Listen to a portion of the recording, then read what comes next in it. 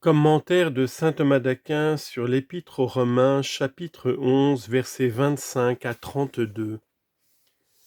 Car je ne veux pas, mes frères, que vous ignoriez ce mystère, afin que vous ne soyez pas sages à vos propres yeux, qu'une partie d'Israël est tombée dans l'aveuglement, jusqu'à ce que la plénitude des gentils soit entrée, et qu'ainsi tout Israël soit sauvé, selon ce qu'il est écrit. Il viendra de Sion celui qui délivrera et qui bannira l'impiété de Jacob. Et ce sera là mon alliance avec eux, quand j'aurai effacé leurs péchés. Il est vrai que selon l'Évangile, ils sont ennemis à cause de vous, mais selon l'élection, ils sont très aimés à cause de leur Père. Car les dons et la vocation de Dieu sont sans repentance. Comme donc autrefois vous-même n'avez pas cru à Dieu, et que maintenant vous avez obtenu miséricorde à cause de leur incrédulité, ainsi eux maintenant n'ont pas cru, pour que miséricorde vous fût faite, et qu'à leur tour ils obtiennent miséricorde. Car Dieu a renfermé tout dans l'incrédulité, pour faire miséricorde à tous. Commentaire de saint Thomas. Saint Paul, après avoir fait entrer les gentils dans la connaissance des divins jugements, qui manifestent la bonté et la sévérité de Dieu, craignant que les gentils ne soient point encore assez capables d'approfondir ce qu'il a dit, expose ici ce qu'il en pense lui-même. D'abord il énonce un fait, ensuite il le prouve à ces mots au verset 26 comme il est écrit, enfin il en indique la raison à ses autres au verset 30, comme donc autrefois. Sur le premier de ces points, il fait trois choses. Il indique d'abord son intention en disant « Voilà pourquoi je vous ai engagé à considérer la bonté et la sévérité de Dieu. C'est que, verset 25, je ne veux pas, mes frères, que vous ignoriez ce mystère, car vous ne pouvez porter encore tous les mystères. C'est le privilège des parfaits auquel le Seigneur dit, en Luc 8, 10, « Il vous est donné de connaître les mystères du royaume. » Et encore, Sagesse 6, 29, « Je ne vous scellerai point les secrets de Dieu. » Mais l'ignorance de celui-ci vous serait pernicieuse. Confère 1 Corinthiens 14, 18, « Si quelqu'un veut ignorer, il sera ignoré lui-même. »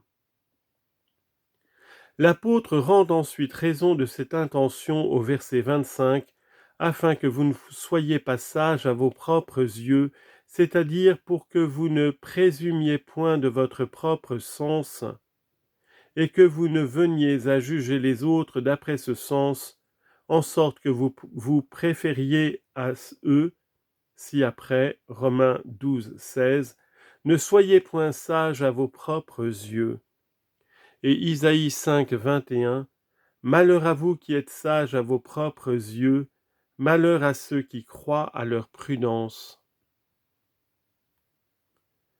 Enfin, l'apôtre énonce ce qu'il veut établir. D'abord, quant à la chute particulière des Juifs, lorsqu'il dit au verset 25, « Israël est tombé dans l'aveuglement », non pas en entier mais en partie, comme il a été expliqué plus haut, Isaïe 6, 10, « aveugler le cœur de ce peuple ».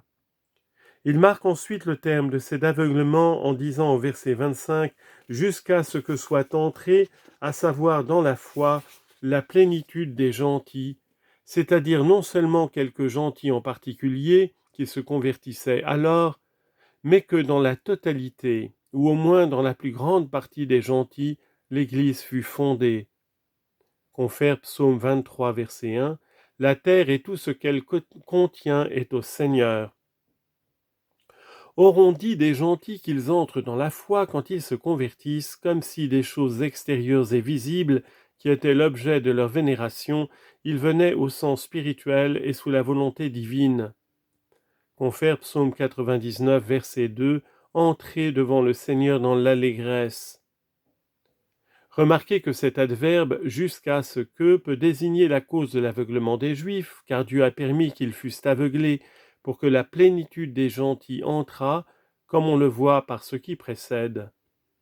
Il peut encore désigner le terme, à savoir que l'aveuglement des Juifs doit durer jusqu'à ce que la plénitude des gentils soit entrée dans la foi.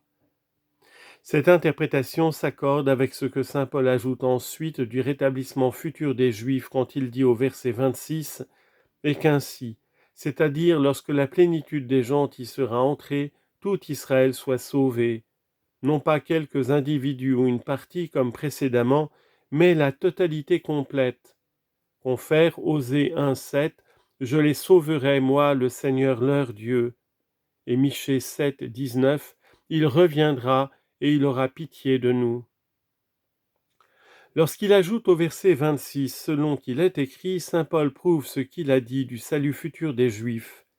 D'abord par voie d'autorité, puis par un raisonnement à ces mots au verset 28, il est vrai que selon l'Évangile.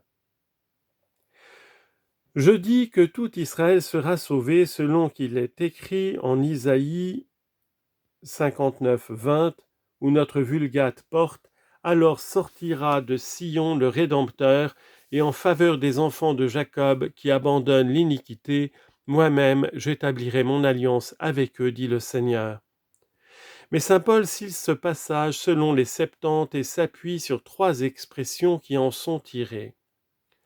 L'avènement du Sauveur, au verset 26, il viendra, à savoir un Dieu fait homme pour nous sauver, de Sion, c'est-à-dire du peuple juif, indiqué par le nom de Sion, montagne de Jérusalem, la métropole de la Judée, ce qui fait dire au prophète Zacharie 9, 9, « Tressaillez d'allégresse, fille de Sion, poussez des cris de joie, fille de Jérusalem, voici votre roi qui vient à vous. » Et encore Jean 4, 22, « Le salut vient des Juifs. » Ou encore, il vient de Sion, non pas qu'il y soit né, mais parce que c'est de là que sa doctrine s'est répandue dans tout l'univers, après que les apôtres eurent reçu l'Esprit Saint dans le cénacle de Sion.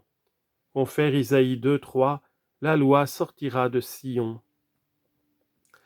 Il rappelle le salut offert aux Juifs par Jésus-Christ en disant au verset 26 « Celui qui doit arracher et bannir l'impiété de Jacob ». Cette expression « arracher » peut s'entendre de la remise du châtiment. Confère Psaume 114, verset 8 « Il a délivré mon âme de la mort ».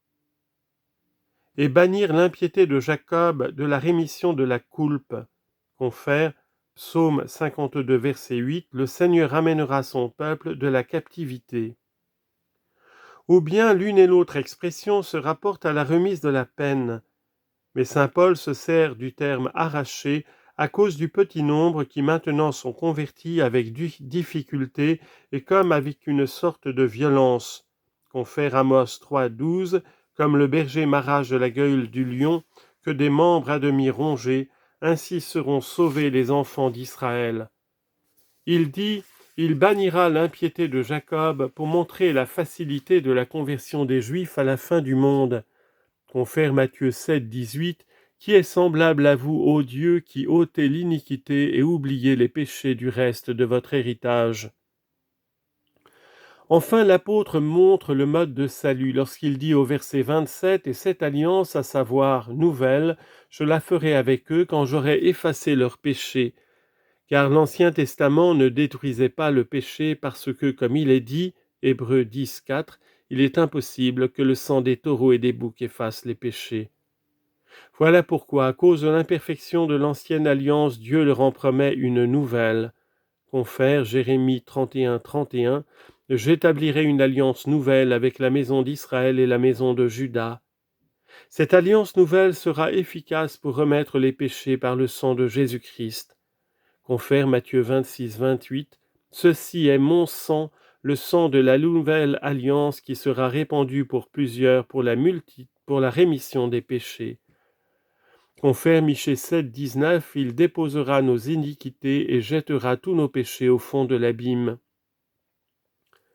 En disant au verset 28, « Il est vrai que, selon mon évangile, » saint Paul prouve sa proposition par un raisonnement, puis il expose sa preuve, enfin il répond à une objection à ces mots, « Les dons de Dieu sont sans repentance. » Il dit donc que leurs péchés sont effacés et que s'ils pêchent de nouveau, il est manifeste qu'ils sont pour Jésus-Christ un objet de haine.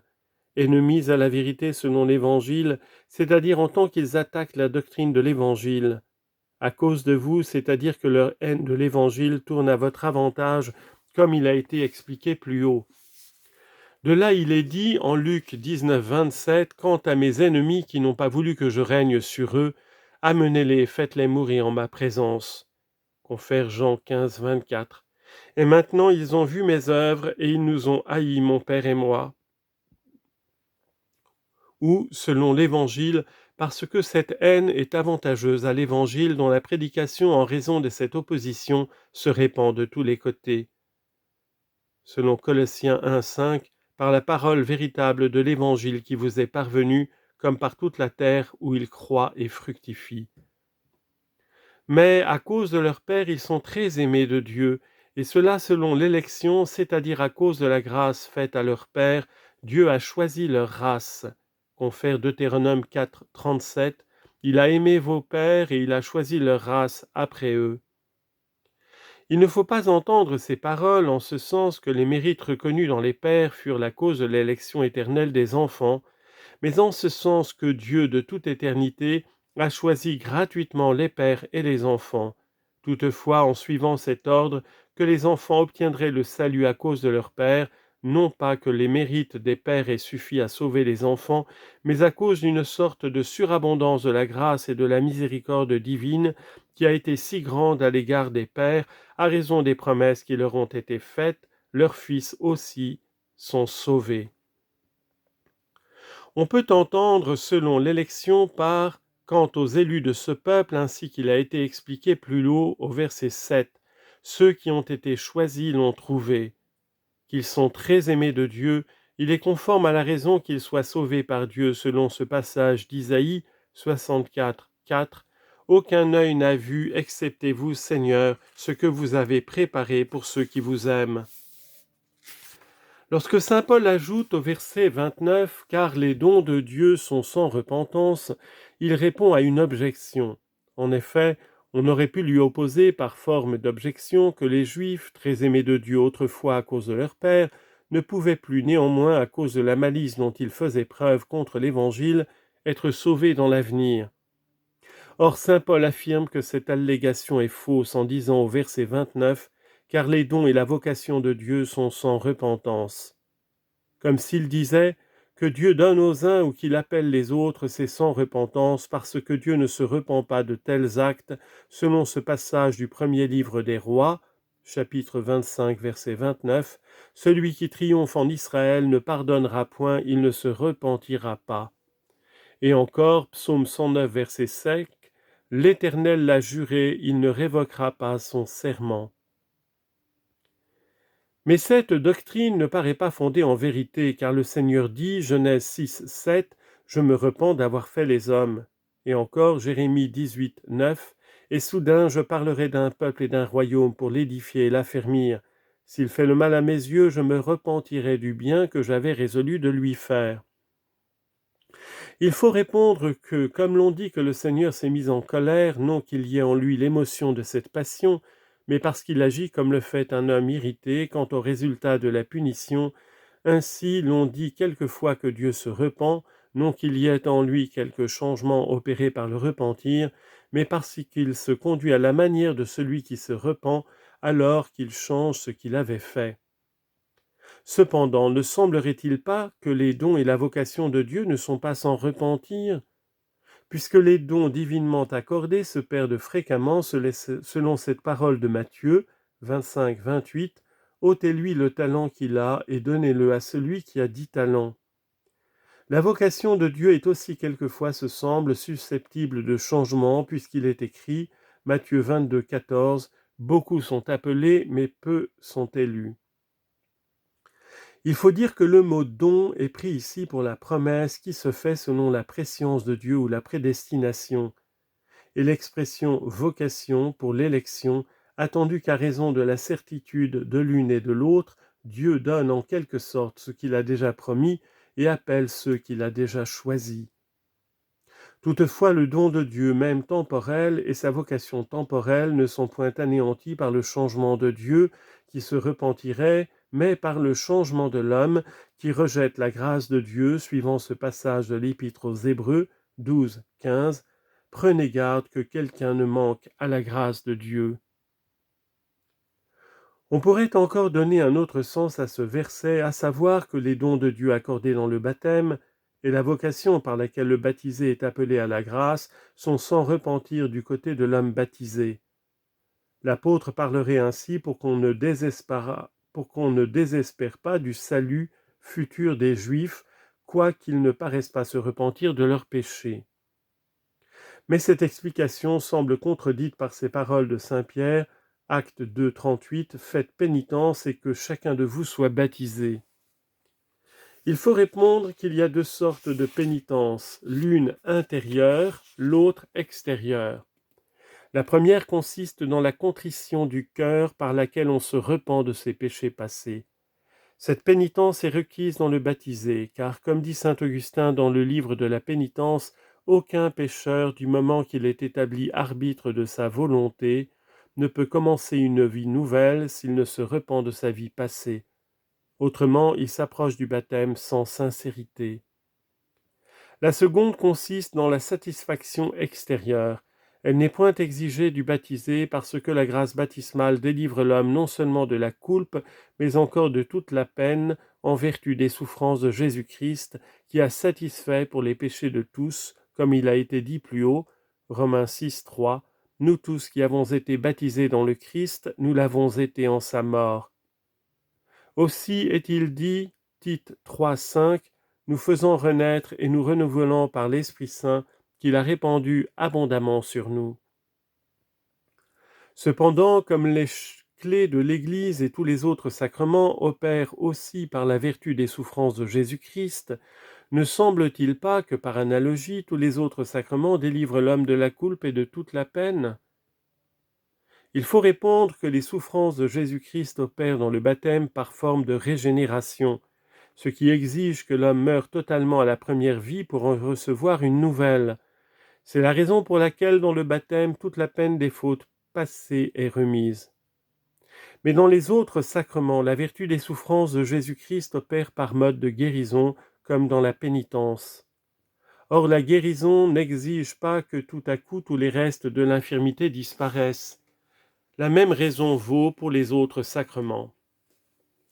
Toutefois, comme la confession des péchés appartient à la pénitence extérieure, on peut demander si la confession est nécessaire dans le baptême. Il semble qu'elle est obligatoire, car il est dit en Matthieu 3, 6 qu'on était baptisé par Jean-Baptiste en confessant ses péchés. Il faut répondre que le baptême de Jean-Baptiste était un baptême de pénitence, par cette raison qu'en le recevant, on s'engageait en quelque sorte à faire pénitence de ses péchés. Il était donc convenable qu'on y fît l'aveu de ses péchés afin de recevoir une pénitence proportionnée à la mesure des péchés accusés. Mais le baptême de Jésus est le baptême de la rémission de tous les péchés, en sorte qu'il ne reste à acquitter par le baptisé aucune satisfaction pour les péchés passés. Voilà pourquoi la confession vocale n'est nullement nécessaire. Si cette confession est obligatoire pour le sacrement de pénitence, c'est afin que le prêtre, par la puissance des clés, lie ou délie le pécheur selon ses dispositions. Lorsque saint Paul dit au verset 30, « Comme donc autrefois vous n'avez pas cru à Dieu », il assigne la raison du futur salut des Juifs après leur incrédulité. Il établit une similitude d'abord entre le salut de l'un et l'autre peuple, puis il indique la raison de cette similitude à ces mots, car Dieu a renfermé tout dans l'incrédulité. Il dit donc, « Je dis que tout Israël sera sauvé, bien que maintenant il soit un objet de haine. Car de même que vous-même, ô gentils, autrefois n'avez pas cru à Dieu, confère Éphésiens 2, 12, vous étiez alors sans Dieu en ce monde, mais maintenant vous avez obtenu miséricorde. Romains 15, 9, les gentils doivent glorifier Dieu à cause de sa miséricorde. Et encore, Osée 2, 23, j'aurai pitié de celle qui fut nommée sans miséricorde, et cela à cause de leur incrédulité qui fut la cause occasionnelle de votre salut, comme il a été expliqué plus haut. Ainsi eux, c'est-à-dire les Juifs, maintenant, c'est-à-dire au temps de la grâce, n'ont point cru, à savoir en Jésus-Christ. Confère Jean 8, 46, pourquoi ne me croyez-vous pas ? C'est pourquoi saint Paul ajoute au verset 31, « Pour que miséricorde vous fût faite à cause de la grâce de Jésus-Christ par laquelle vous avez obtenu miséricorde. » Tite 3,5, « Il nous a sauvés par sa miséricorde. » Ou encore, « Eux n'ont pas cru, afin d'arriver ainsi à votre miséricorde. » Ou bien, « Eux n'ont pas cru, ce qui est tourné occasionnellement à votre miséricorde, afin qu'eux-mêmes aussi obtiennent un jour miséricorde. » Confère Isaïe 14,1, « Le Seigneur aura pitié de Jacob. » En ajoutant au verset 32, « Dieu a renfermé tout dans l'incrédulité », saint Paul donne la raison de cette similitude. C'est parce que Dieu veut trouver dans tout l'occasion d'exercer sa miséricorde. C'est ce que dit l'apôtre, Dieu a renfermé, c'est-à-dire a permis que tout le genre humain, soit juif, soit gentil, fût renfermé dans l'incrédulité comme sous une chaîne d'erreur. Confère Sagesse 17, tous s'étaient enchaînés par les mêmes liens de ténèbres. Pour faire miséricorde à tous, c'est-à-dire afin que sa miséricorde eût lieu à l'égard de tous. Confère Sagesse 11, Seigneur, vous aurez pitié de tous.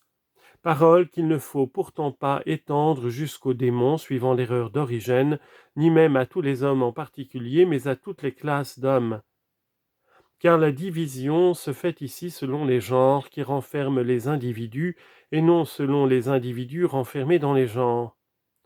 Dieu donc veut que tous les hommes soient sauvés par sa miséricorde, afin qu'ils trouvent en cela un sujet de s'humilier, et qu'ils attribuent leur salut non à eux-mêmes, mais à Dieu.